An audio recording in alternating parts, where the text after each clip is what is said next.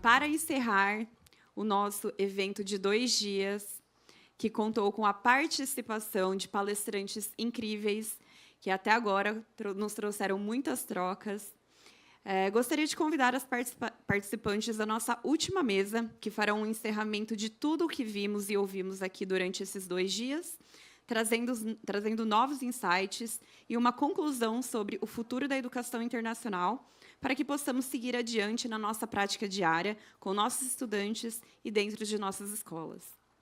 Chamo ao palco a doutora Lara Crivellaro, que fará a mediação desta mesa, juntamente com a nossa parceira da MUD Educação, Carol Abdala, que é mestre em Educação e Tecnologias Digitais pela Universidade de Lisboa, com pós-graduações em Metodologia e Gestão EAD, Metodologia em Ensino Superior e graduada em Publicidade e Propaganda. Atualmente é empreendedora na MUD, Estratégia Educacional e Inovação, professora convidada da pós-graduação na Mackenzie e na área da educação e na coordenação de educação corporativa na FACAMP. A Carol também é a nossa tutora no curso de pós-graduação em formação de counseling.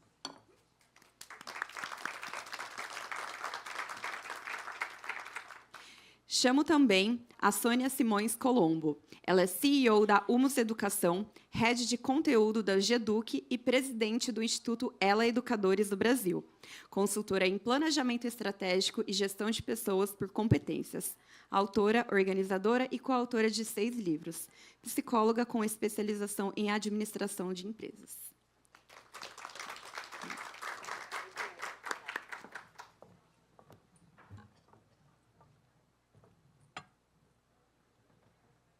Bom, gente, vamos para a nossa última mesa, nosso último momento aqui. Tantas coisas ouvimos, pudemos refletir, principalmente a troca. Eu estou vindo lá agora do intervalo e ouvindo o quanto as pessoas estão agradecendo esse espaço de troca, de reflexão.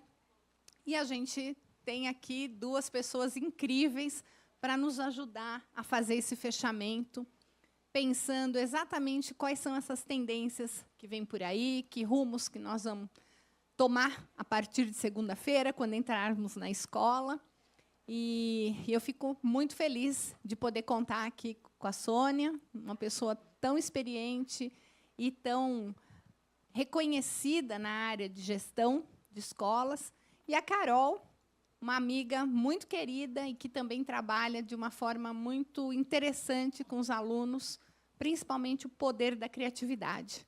Então, quero agradecer muito o aceite das 2 e queria começar aqui com uma provocação.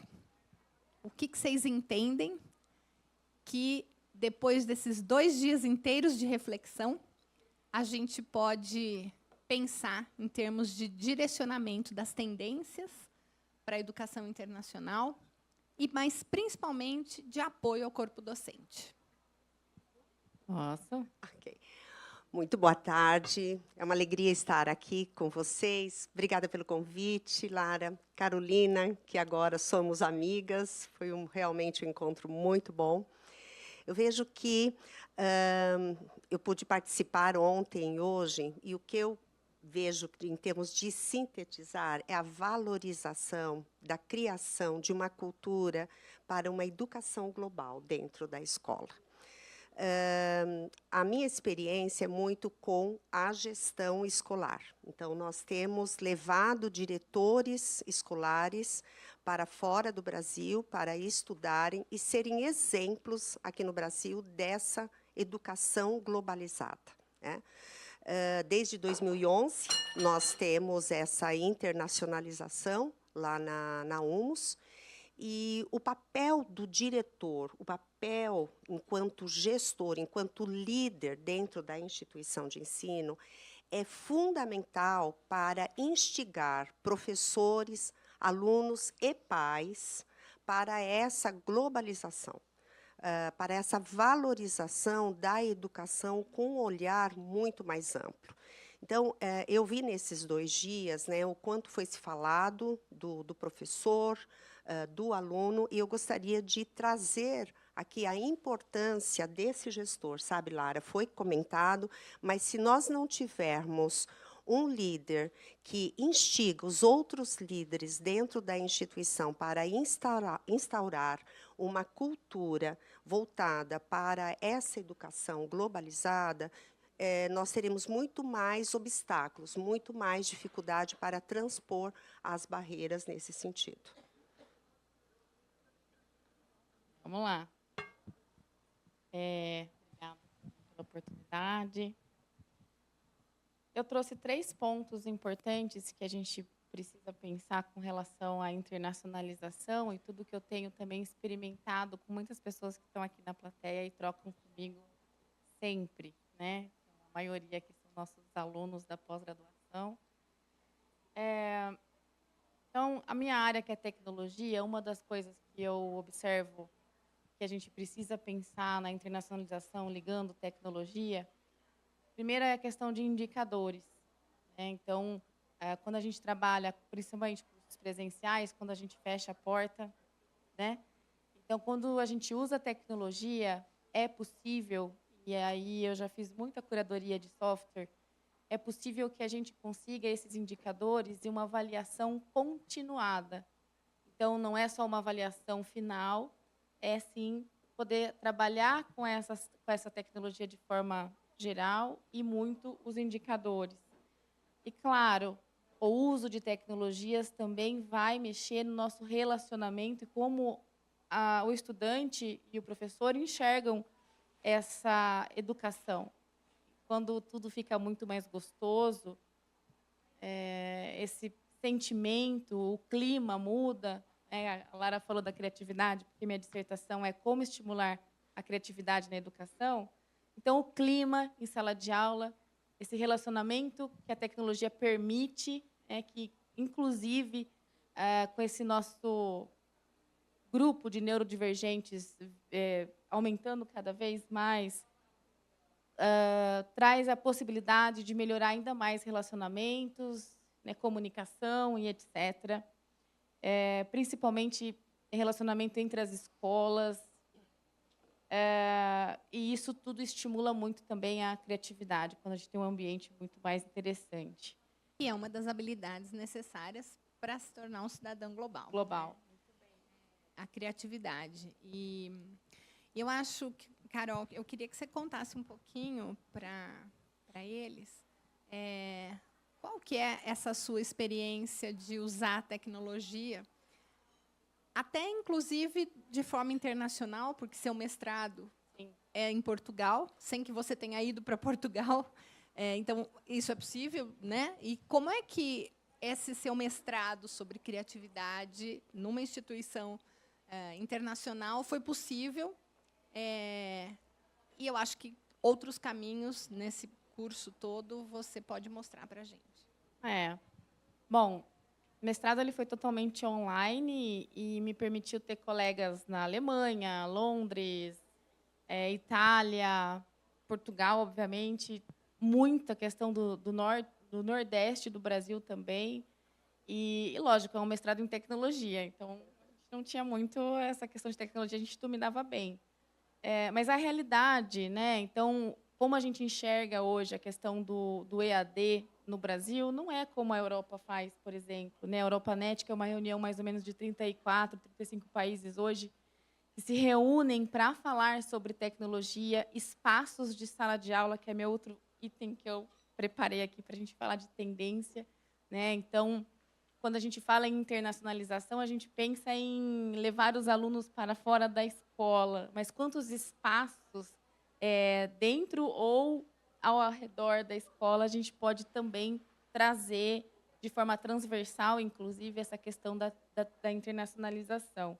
Então, eu trago uma provocação interessante, aproveitando que estamos provocando, né? Qual que é o papel da escola em tudo isso?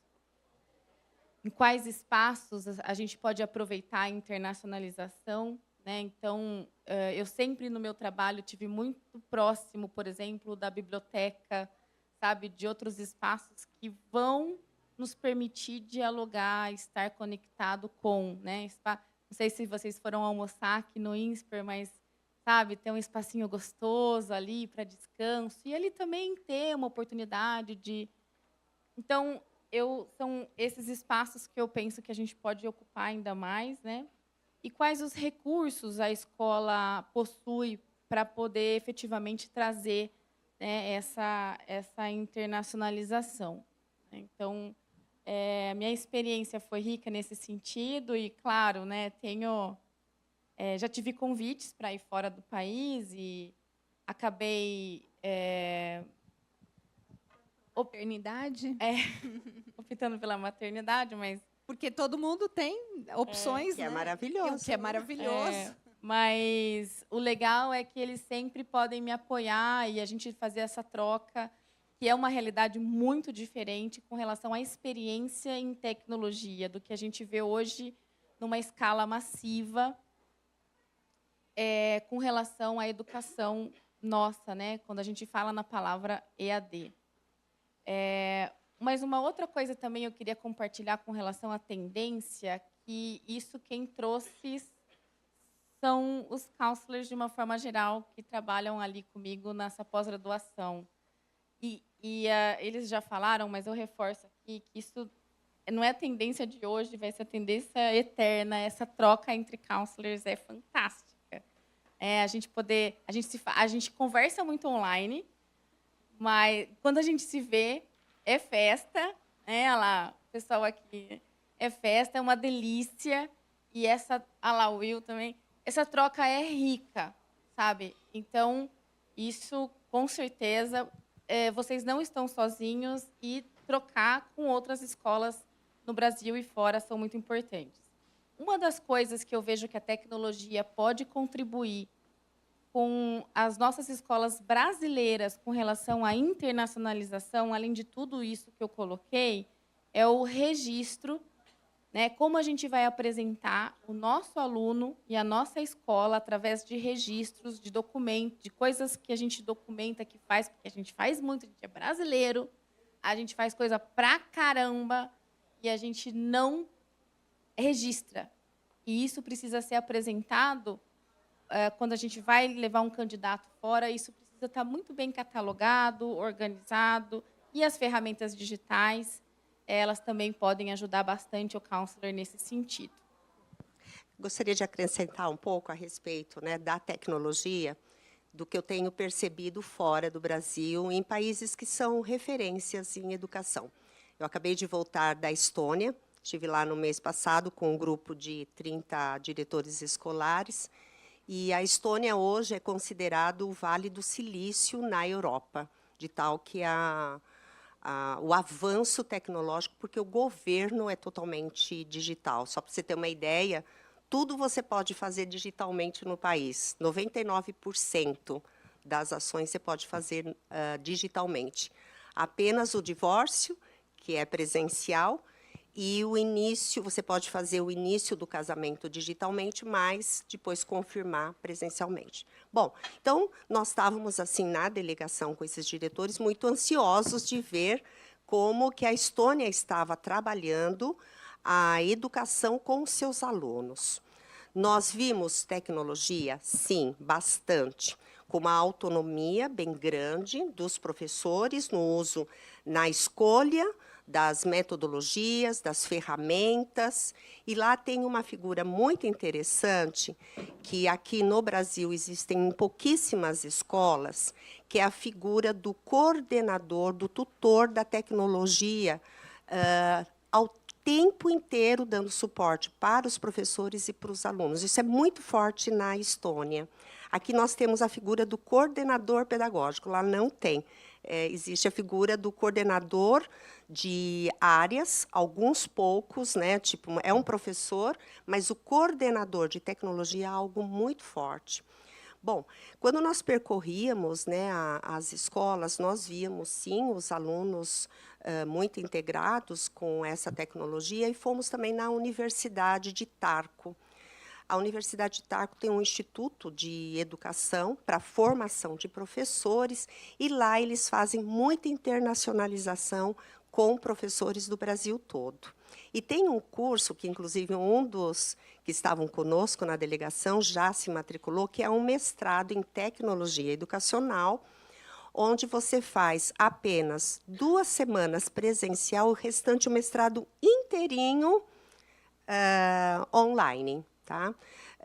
Isso, claro, com educadores do Brasil todo. Então, demonstrando mais uma vez o quanto você, na Estônia, não precisa estar, né, presencialmente para fazer essa internacionalização lá na Estônia. E os alunos não discutem isso, né, a internacionalização, porque é tão corriqueiro nesses países, porque eles têm o Erasmus, que, inclusive, vocês mencionaram aqui no dia de hoje. Há uma troca, uma mobilidade tão natural que faz parte da vida, a mobilidade. Para nós precisamos muitos incentivos, né, Lara? A gente tem que inspirar, tem que instigar, mas nesses países que são referências na educação, como Singapura, que estivemos no ano passado, na Finlândia, que já fomos 3 vezes, inclusive a Sara, da Force, foi conosco uma vez, né, lá para a Finlândia, é algo muito natural, porque está instaurado na cultura do país, está instaurado na cultura do diretor e do professor. Então, eu acho que essa pegada de nós instigarmos dentro de cada escola essa valorização cultural da importância de uma educação global é que pode realmente favorecer, né? E, claro, nesses países não se questiona o idioma, porque todo mundo fala inglês. Não tem isso de não falar inglês. É corriqueiro. Estava na Estônia, mas todas as visitas eram em inglês. Em Singapura, que a gente não domina o idioma, nem na Estônia, é tudo em inglês. Quer dizer, então, esses alunos, eles estão vivendo o inglês o tempo todo, mas não é apenas a língua que facilita, pelo que eu percebo, mas sim o incentivo e a autonomia que eles dão para os alunos e para os professores nessa busca de uma vida e de um ensino mais globalizado. Tá? Então, eu vejo que no Brasil nós temos que lutar ainda muito com relação à instauração dessa cultura mais globalizada, de uma educação mais globalizada. Não sei se por sermos um país quase que continental, né, tão grande, ou se é só isso, ou se é também a questão cultural, mas, de fato, a Europa está toda integrada, né, e com diversos idiomas, e as pessoas acabam se relacionando com uma língua. Eu uma vez estive na Alemanha, um mendigo de rua tentou me pedir dinheiro, e eu respondi que eu não entendi o que ele estava falando, e ele veio me falar em inglês o que ele queria. E aquilo foi um choque, né? Porque eu falei, gente, né, o que está acontecendo, né? E aqui a gente com tanta dificuldade, cada evento que a gente vai fazer no Rio de Janeiro, que é uma cidade que é o portão do Brasil, os taxistas não falam inglês, né? Coisa do serviço mesmo, né? Então, mas por outro lado, a gente tem outras coisas que são dentro do nosso território e a gente não é capaz de resolver. O espanhol, né? Então, nós somos o único país da América Latina que fala português e não temos o domínio, né, do espanhol. A gente acha que tem, mas não tem, né? O portunhol, né? E também as línguas, os idiomas das nossas culturas locais, né? Deixamos perder um monte de idioma dos povos originários, e quantos aqui a gente não tinha no Brasil, ou tem ainda no Brasil. Então, quando a gente fala nessa internacionalização, a gente não pode só pensar no inglês, mas pensar em termos até do que a gente tem aqui nas nossas escolas. As escolas de fronteira, por exemplo, são escolas internacionalizadas. Às vezes elas nem existem enquanto escola física, porque é um espaço tão simples, tão em falta de recursos, mas é uma escola internacionalizada, que muitas vezes está na fronteira de um país da América Latina com o Brasil e ainda tem um povo originário ali junto. Então, essa cultura, essa multiculturalidade, ela está presente, tem que estar presente, tem que ser valorizada, né? E quando a gente viaja, a gente vê situações como essa que você está descrevendo, de povos que já são bastante mais internacionalizados em termos de língua inglesa, até por necessidade também, né? Porque Finlândia, a Estônia são países que dificilmente as pessoas no resto do mundo vão ser capazes de se comunicar, de falar a língua deles, né? A Estônia é uma língua que é uma das mais difíceis quando eles comparam do americano ou do inglês aprender. Não tem uma comparação com o português, mas é a língua considerada mais difícil de se aprender se você é de origem inglesa, né, um americano. É complicado aprender o estoniano. Então, tem que realmente falar o inglês. E aí, dentro dessa perspectiva toda aqui, a Carol, que, na verdade, nunca teve essa experiência de educação internacional, é uma pessoa que tem muita experiência em tecnologia, mas acabou caindo de paraquedas aqui num grupo para nos ajudar na formatação do nosso primeiro curso de pós-graduação de formação de counseling, porque a gente reconhece o talento dela em construir educação à distância de forma criativa e super engajada. A Nicole, que tem toda a competência e know-how para nos ensinar sobre o que é ser um counseling, na troca com a Carol, construindo esse curso. E a Carol, além de ter organizado a estrutura tecnológica desse curso, é quem conduz o nosso fórum de debate. Então, também uma história rica, né? E ela, às vezes, fala para a Nicole que a Nicole manda as aulas prontas e ela diz: a Nicole fala nicolês. É impossível a gente pôr no vídeo sem pôr uma legenda, porque uma coisa é a gente ouvir a Nicole falando em português e a gente fala, nossa, como ela fala bem para uma americana, né? Mas aí em vídeo tem toda a parte do som. E tem a questão também do contexto, né? Então, a primeira Nicole dá aula para mim e eu falo, acho que eu não entendi. Aí a gente vai de novo. Então, o trabalho dessa pós-graduação é a gente poder também trabalhar um contexto mais prático brasileiro, com a experiência e com a riqueza que ela traz, que cada dia eu admiro mais, né?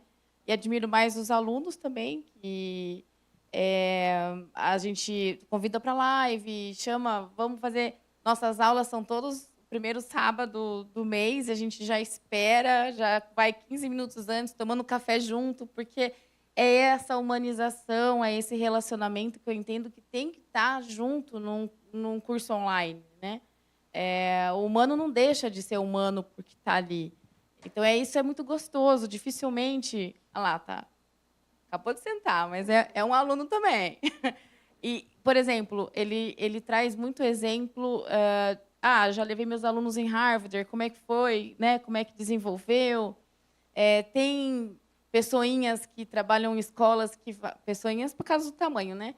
E falam assim, não, Carolina, mas a minha escola é diferente, a minha escola tem isso. Então, essa riqueza toda que forma a primeira pós-graduação, que nós estamos na primeira turma ainda, né, a ser tão rica, né? Isso que eu... E pessoas muito experientes. Com outras pessoas com muita sede de aprender, né? Isso.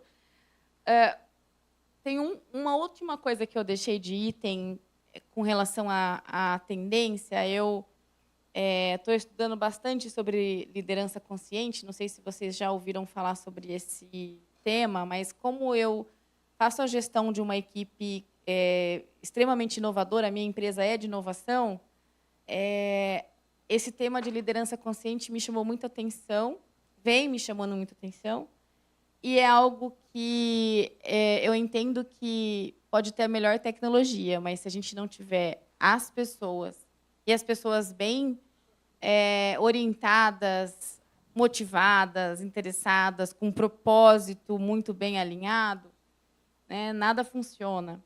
Tanto que, não sei se vocês já ouviram o estudo da bússola da OCDE com relação à educação de 2030, e essa bússola toda, no meio dela, o que vocês acham que tem ali? Vamos ver.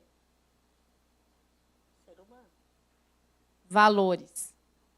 Né? Então, as pessoas e seus valores que vão impulsionar, com o seu exemplo de ser humano, outras pessoas. Então, eu entendo que a internacionalização ela é um tema transversal, que não deve ser só responsabilidade do counselor ou da pessoa, do professor de inglês, que não está aí, já foi embora, do professor de inglês que tem que trazer. Não, eu penso que é a equipe que tem um propósito de fazer pessoas melhores, transformando pessoas, e por isso a gente precisa dialogar, conversar sobre isso, criar espaços para isso, eventos, conversar com outras instituições. Pode começar com instituições que também falam português, que existem muitas e muitas abertas a nos ouvir, a nos receber. Né? Então, esse foi o último, mas não menos importante ponto que eu queria trazer com relação à tendência à internacionalização, que por mais que eu não tenha experiência nessa área, é uma área que eu abracei com muita força. E muitos pontos é possível fazer à distância, porque o jovem lá de fora admira muito o jovem brasileiro. Ele gosta do estilo do jovem brasileiro, que é espontâneo, ativo, que tem um dinamismo. Então, nós percebemos, durante essas delegações, do interesse dos alunos em conversarem com alunos brasileiros, né, de trocas mesmo. E isso tem um valor imensurável, porque a internacionalização é muito rica, mesmo nesses momentos que possam ser pequenos, de alguma troca, de uma determinada aula, de um professor que acredita nesse poder da influência, né, da educação fora, com outros olhares, e que pode realmente instigar esses alunos a praticarem mais a internacionalização, estarem mais abertos. Né? Um ponto que eu percebo também nesses alunos é a autonomia muito grande. O nosso aluno brasileiro, acho que ele ainda está muito agarrado com os pais, principalmente as famílias de hoje em dia, né, estão muito desestruturada, ou então com dificuldades de limites. E nós percebemos, principalmente, né, na Finlândia e na Estônia, e em Singapura também, uma autonomia muito grande, né, para esses alunos serem realmente confiantes, né, e poderem seguir os seus caminhos. Muito mais na Finlândia e na Estônia. Em Singapura exige é muito severo, o poder da nota é muito grande lá, né, que chega a ser até demais, na minha opinião, né, do que a gente percebeu. O aluno lá até sofre porque a concorrência é muito grande. Já na Estônia, não. É a questão do mérito. Né? Exatamente. A meritocracia lá é demais, é um valor cultural de Singapura. Né? Mas na Estônia e na Finlândia, que são os exemplos mais recentes que eu posso trazer, é essa autonomia e a felicidade do aluno em estar dentro da escola. É algo muito forte. Tanto que, se a gente for pegar aí o relatório da ONU, não sei se vocês conhecem, o país mais feliz do mundo é a Finlândia. Então, o brasileiro ele sorri muito, mas nós estamos em ocupação lá embaixo em termos de felicidade. Porque a felicidade não é o sorriso, não é a alegria, é o bem-estar interior. E isso é muito trabalhado pelos professores, né, nesses dois países. Isso é uma coisa que a Nicole fala muito, né? Quem está aqui, a gente debate muito essa questão de pais darem autonomia aos seus filhos. Está dando até risada. Pais darem autonomia aos filhos, né? Isso que você falou, essa questão. Isso a gente discute demais. Eu acho que o counselor precisa E precisa saber dizer não também. também. Até para as famílias, em alguns momentos. Dizer o momento em que, olha, isso não é para o seu filho, né? É o seu sonho, talvez não seja o sonho dele. Então, deixar os pais também, ajudarem os pais, muitas vezes, a conhecer os filhos. Porque não é só o autoconhecimento do filho, mas Você está certo. É o autoconhecimento dos pais também, sem dúvida. Muito bem. Gente, olha, eu acho que para esse final aqui de evento, a gente tem muitas reflexões a fazer. E eu vou abrir agora para o pessoal fazer as últimas considerações.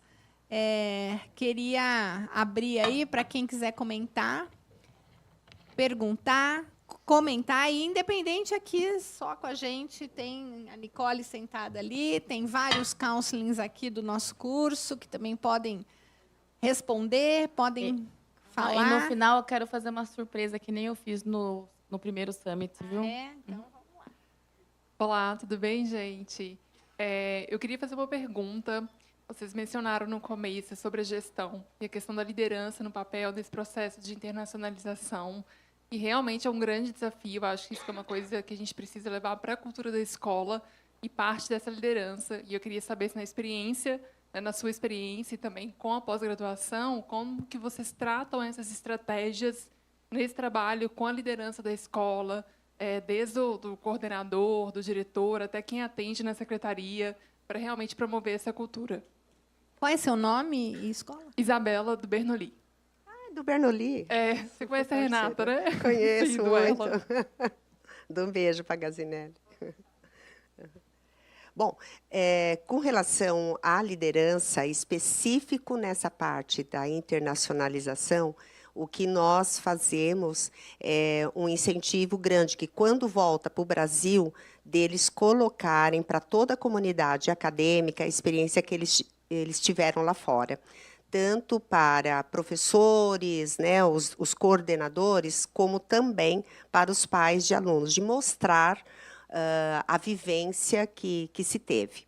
E, fora isso, nós fazemos reuniões diárias de insights, que são reuniões assim, o que nós aprendemos aqui nesse país para levar para cada escola e para o nosso Brasil, independente, né, de qualquer coisa.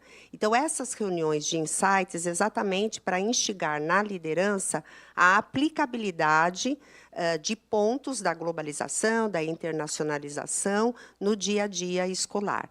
E, por último, nós também fazemos em conjunto com esse grupo de lideranças um e-book e um webinar para demonstrar para os demais líderes, né, no Brasil e que não conheceram a realidade daquele determinado país que é referência educacional, com relação a esses pontos tão importantes. Então, por exemplo, da Estônia, a gente acabou de chegar, o e-book está já em draft, ele já está pronto, está só na parte de diagramação, e em breve nós vamos, então, divulgar para toda a comunidade brasileira. Assim como o de Singapura, o e-book já há muito tempo, que foi ano passado, já está disponível no nosso site, exatamente para que a gente possa instigar as lideranças brasileiras com a internacionalização. Tá certo? Boa sua pergunta, porque como é a primeira pós-graduação e existem profissionais que ainda estão começando, claro, tem os experientes, tem os que estão começando, nossa preocupação é deixar ferramentas para que ele consiga vender a ideia, vender a profissão. Então, a primeira unidade da pós é o que é um counselor. E aí a gente fala sobre diversos prismas que existem e também a questão da própria palavra, né? E como é que vai funcionar a atividade desse counselor? Nós fizemos um mock-up dentro da unidade e criamos um material que você pode imprimir ou editar para que, quando o counselor estiver junto com o gestor da escola, ele puder apresentar os indicadores e o tempo envolvido e as atividades que ele faz, porque para o gestor também é algo muito novo. Então, ele precisa aprender a fazer. Então, a gente leva várias ferramentas e, como a gente pega livros internacionais com outras experiências, etc., a gente traduz e monta ferramentas que possam ser práticas no dia a dia para que isso aconteça. Isso a gente tem feito com carinho nesse aspecto, porque sabe a dificuldade de se vender uma profissão nova, mas com tanta importância e com tantos pais e alunos buscando. E uma coisa que eu não esqueço que a Lara fala, e eu ouvi hoje aqui da Hungria, com 200 e tantas vagas. Pô, tem tanta vaga, né? Tanta oportunidade. Então, eu acho que esse movimento ele é fundamental para essa ascensão. Eu acho que, só completando, acho importante a gente perceber aqui que não importa o tamanho da escola, né? Não importa a mensalidade da escola, o quanto a sua família, as suas famílias têm ticket alto ou não. A internacionalização ela é possível em qualquer situação. Até numa escola de fronteira, onde as paredes não existem, né? Então, o que a gente precisa é valorizar. E, de novo, por que aqui a gente está discutindo isso? Porque nós não fazemos, isso não é uma política de governo, isso não é uma questão cultural. A gente traz coisa de fora. Olha, né, agora a gente vai trazer aqui para a escola, vira moda, e as escolas começam a pôr, e, de repente, aquilo já passou, né? Acima de qualquer coisa, gente, eu acho que a grande mensagem que nós quisemos deixar para vocês aqui é que é possível, mas que é importante que as escolas se apropriem desse fazer. Isso não é assunto para terceirização. Ninguém vai poder fazer o que a sua escola faz. Você pode ter consultores, você pode ter pessoas e empresas que te apoiam, mas, acima de tudo, é a tua escola. Vocês precisam identificar como é que vocês vão fazer essa internacionalização, essa formação desse cidadão global, o que faz sentido para a tua escola. E, mesmo que você tenha apoio externo, você tem que dominar. Você tem que saber o que estão fazendo com seus alunos ou para onde estão direcionando os seus alunos. Isso ninguém pode tirar da escola. É terceirizar a atividade fim, o que não faz sentido nenhum. Vocês são os educadores, vocês são as famílias escolheram a sua escola, escolheram os seus professores, para formar os filhos dessas famílias. Então, indicar, sem que vocês conheçam o processo, é muito complicado. Não é recomendado. Vocês precisam se apropriar. Independente de qual é a decisão final da família, e aí, aqui, esse era o espaço para a gente debater, para a gente estar junto, para a gente falar. Existem muitos serviços. A EFIG é um deles. Mas a gente pode apoiar. Quem tem que fazer, quem tem que dar o tom, é a escola. Então, eu acho que isso é a principal mensagem que, no final do dia, a gente quer deixar para vocês, é que não adianta nada a gente trazer nada pronto, porque isso tem que ser a cara da escola de vocês. E cada escola tem uma cara, senão não precisaria ter várias escolas, né? Esse é uma identidade própria. Então, queria ouvir mais gente. Lívia? Então, só para avisar que eu trouxe um presente, hein? Se você quiser um presente, não vai embora. Aí eu de novo, ó, Maria Lívia. Hoje não estou vinculada à escola nenhuma, mas tenho uma startup na área de educação, inovação e tecnologias em fase pré-operacional, chamada Labirintar. Assim, achei muito relevante sua fala agora, Lara, nesse final. E voltando um pouco, eu vou pegar a pergunta da colega também, voltando um pouco lá no início da formação, né, sempre eu venho com a questão da formação, dos gestores, dos educadores, porque, para mim, em educação, transformar o aluno perpassa muito pela formação desse sujeito anterior, que é o educador. E aqui eu estou chamando de educador o gestor, o professor que está em sala de aula. Educador, para mim, é o monitor de pátio. Educador, para mim, são as pessoas que estão na relação com a criança e com o adolescente, com o jovem, com o adulto na universidade. Né? Então, quando a Sônia fala dessa imersão que a empresa dela faz com os gestores, eu me lembro muito... Eu entendo esse produto, mas eu entendo que ele é super nichado, porque uma imersão fora do país ela tem um custo que, para a realidade do gestor e do professor da escola brasileira, não contempla todos, né? Embora muito necessária. E aí eu vou te propor um desafio, Carol. Você que é da criatividade, me ajudar a pensar isso. Tranquilo. Né? Quando eu lembro, para mim tem um pensador, que é o professor Jorge La Roça, da Universidade de Barcelona, e eu gosto muito do que ele fala, quando ele fala que a formação ela perpassa pelo viés da experiência. E ele trata a experiência como aquilo que atravessa o sujeito. Então, ele fala que pensar, que construir conhecimento vai além de raciocinar, argumentar, mas passa pela dimensão da afetividade, mas a afetividade não no sentido do sentimento, mas do afetar o sujeito. Como é que a gente consegue formar um educador, todos esses nesse âmbito gigante que eu mencionei, pelo viés da experiência? Porque, pensa, eu quero que esse educador ele crie experiências significativas de internacionalização, de projetos para as crianças.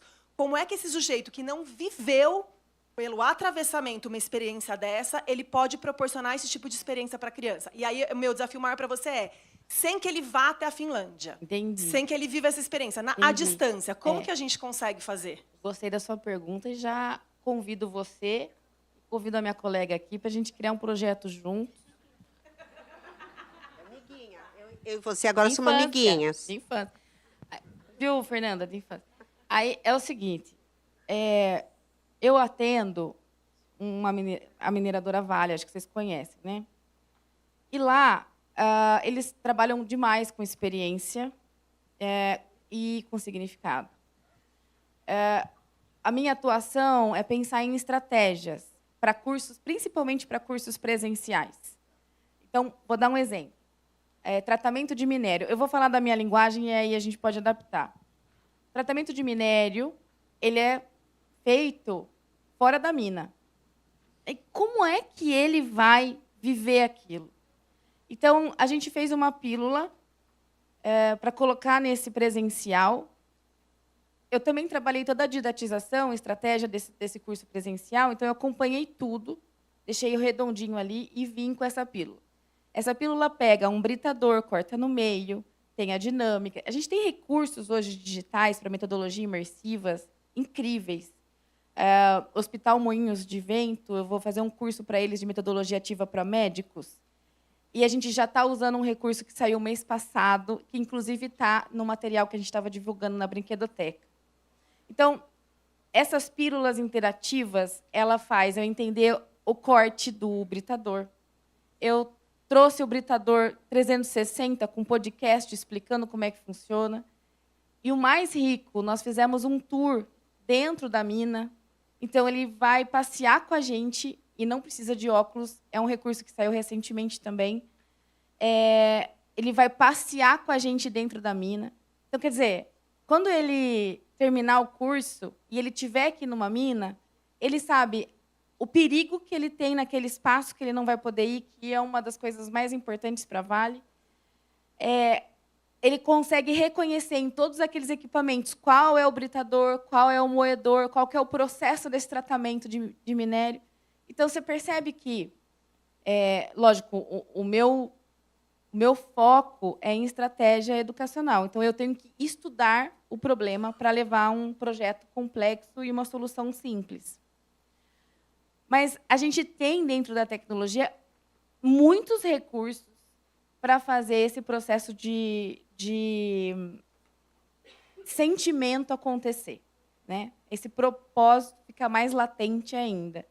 Então, com certeza, tem tudo a ver isso que você colocou e os recursos estão aí. E eu coordeno uma pós-graduação de educação corporativa, que a gente tem um laboratório, e eu convido a você a participar, porque a gente traz os problemas do mercado para trazer soluções efetivas para a educação corporativa, que tem uma velocidade muito mais rápida, né? E lógico que isso pode, para mim, a educação, não importa os espaços, seja formal ou não. Respondi? Perfeito. Cíntia. Ah, você não, Flor, você não. Olha. Não. Deixa ela. Na verdade, eu queria fazer uma continuação dessa colocação. Mais pertinho, Cíntia. Quando a gente vai pensar em educação internacional, a gente já está falando de uma coisa muito distante. Quando a gente volta só para o bilinguismo, eu acho que a gente já tem um problema tão grande hoje, exatamente porque, por exemplo, eu trabalho hoje fazendo a estratégia de implementação de bilinguismo. Então, com isso, o que acontece? Eu vejo que, por exemplo, quando você pergunta para os educadores o que você estuda, o que você entende sobre educação bilíngue, eles ainda estão focados na língua. Eles ainda não saíram, a grande parte, desde educador de sala de aula a gestor de escola. Tá? Eu faço essa pergunta para 6 escolas de todas as áreas dela, né? Então, assim, é muito interessante que ainda nem a questão, porque o bilinguismo hoje já está dentro desse aspecto internacional. Você vai pensar no inglês como língua franca, você vai pensar no inglês como uma ferramenta. Tudo isso vocês fizeram de diversas formas ao longo dessa conferência. E não somente falar inglês também. E hoje a gente ainda está nessa de tentar explicar para as pessoas que isso não é só falar inglês. Então, você não precisa falar um inglês perfeito para que você possa fazer um bilinguismo de qualidade. Ou que você possa chegar no processo de internacionalização. Tem muitos caminhos e muitas E um camadas. segredo aqui. Eu sou um exemplo disso. Entendeu? É isso. Uns vão falar inglês muito. Tem muitas camadas que é falar esse inglês, é esse mundo bilíngue. E eu acho que a gente ainda está num processo que a gente tem que levar isso para os professores para entender como a importância paradigma, né? Desse paradigma, dessa mudança de mindset mesmo, que é hoje o bilinguismo, com relação, talvez, ao que era o bilinguismo alguns anos atrás, quando eu estava pensando exatamente no saber falar inglês. Hoje não é mais isso. E é muito difícil fazer as pessoas conseguirem fazer essa mudança. Eu sei porque eu trabalho com formação. Eu passo a minha vida observando e formando, e eu fico pensando, gente, essa viradinha de chave ainda está difícil. Eu não sei no mundo de vocês, mas eu acredito que sim, porque no meu assim, ainda é bem complexo. Então, então acho que o processo é bem esse acesso desse professor chegar ali, entender essa internacionalização, ela ainda está no processo de conseguir falar mais de uma língua ainda, ou entender a língua como uma ferramenta mesmo de acesso para muita coisa. Era só um comentário, na verdade. Não, perfeito, Cíntia. Eu acho que é isso. Assim, não precisa falar o inglês perfeito, até porque a internacionalização não é só em inglês, né? Mas precisa conseguir se comunicar. Então, mas a gente tem que ir além, sim. Como é que você faz a internet? Minha escola é bilíngue. O que você faz? Eu tenho 5 aulas de inglês por semana, né? Ainda está longe de ser bilíngue e ainda está mais longe ainda de ser internacional, se isso é tudo que se tem na escola. Então, a diferença entre uma escola com programa bilíngue, uma escola bilíngue e uma escola internacional são coisas diferentes. E a gente tem que nomear corretamente para a gente conseguir sentar na mesa e falar da mesma coisa. Sabe um ponto que eu vejo muito importante, que realmente não é a fluência 100% no inglês, mas eu considero como hiper necessário na internacionalização, é o respeito à cultura daquele país.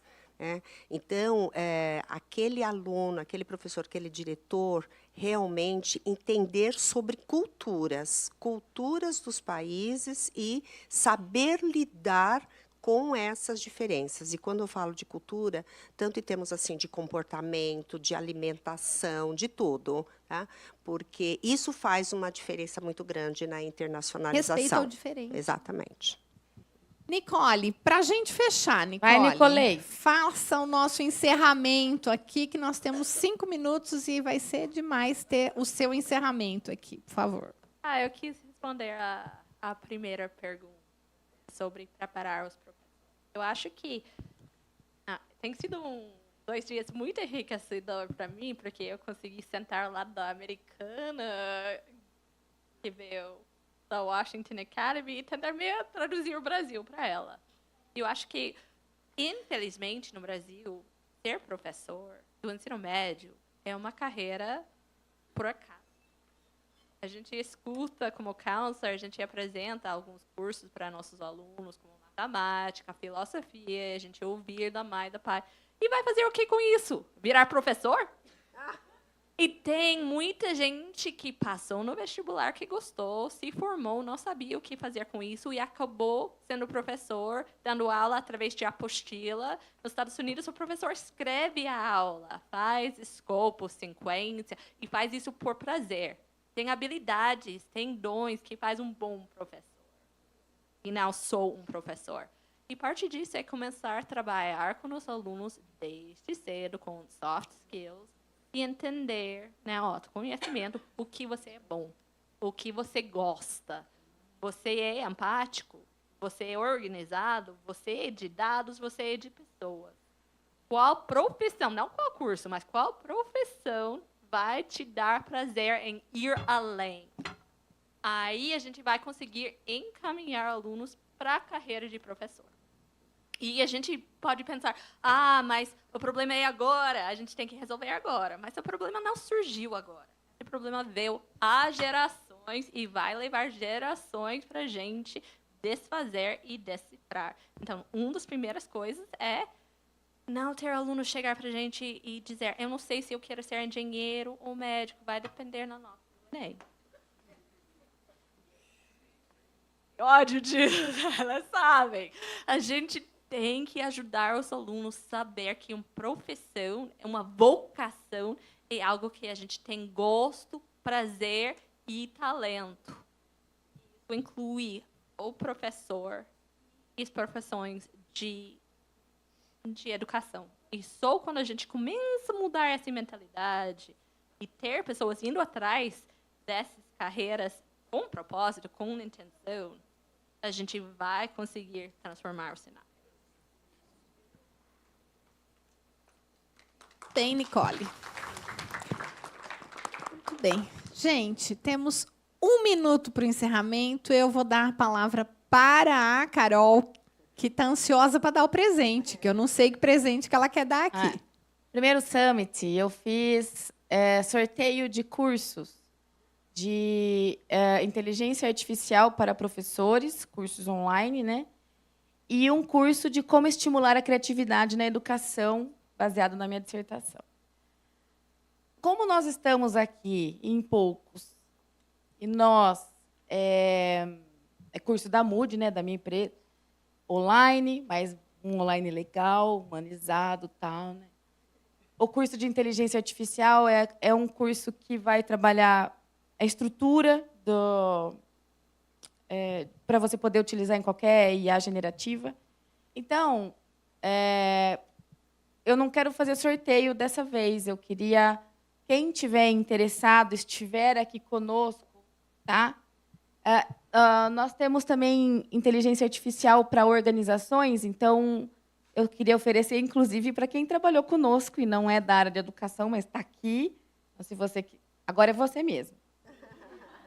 Então, se você quiser fazer curso, né, da inteligência artificial nas organizações, que não seja voltado para a educação, mas quiser fazer, eu quero que todos aqui, o pessoal que está aí, ali, ó, que também está ali na câmera, gravando para a gente, então, muitíssimo obrigado. Fica aí o convite. É só vocês poderem bater o QR Code no meu WhatsApp e falar, eu quero. Quem tem, meus alunos aqui, que já tem, pode só mandar eu quero, que aí eu já providencio a matrícula para o mês que vem, tá bom? Que Obrigada. presentão, hein? Muito bem. Eu quero, viu?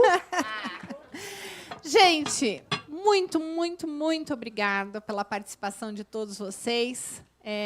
Queria saber um pouquinho mais de cada um que estava aqui, mas, infelizmente, é muito difícil. Eu sei que cada um tem uma história incrível aqui para compartilhar. O contato da EFIGE está à disposição de todos que quiserem saber um pouco mais do nosso trabalho. Quem quiser conhecer e tentar experimentar o piloto do MyWay na sua escola, pode também nos procurar. A gente pode tentar um projeto que caiba de alguma forma aí para vocês utilizarem. E eu espero vê-los no nosso próximo evento. Todos estão convidados para 15 de março. Nós vamos ter a aula inaugural da segunda turma do curso de pós-graduação. Porque agora a gente abriu uma turma agora em outubro, que não é bem uma turma, que entrou porque ele é modular. Mas é o segundo ano do curso de pós-graduação. A primeira aula vai ser 15 de março, presencial, na FACAMP, e aberta para todos que quiserem participar, não só para os alunos matriculados. Quase que um outro summit. É um sábado, durante a parte da manhã, e a nossa proposta é que, à tarde, a gente organize oficinas, como aquelas que nós fizemos ontem e que teve muitos elogios. Assim, a gente também abre espaço para outras empresas, outras startups que têm esse projeto de ajudar na internacionalização, poderem se apresentar. Tá bom? Muito obrigada a todos, que tenham todos um bom retorno e até breve.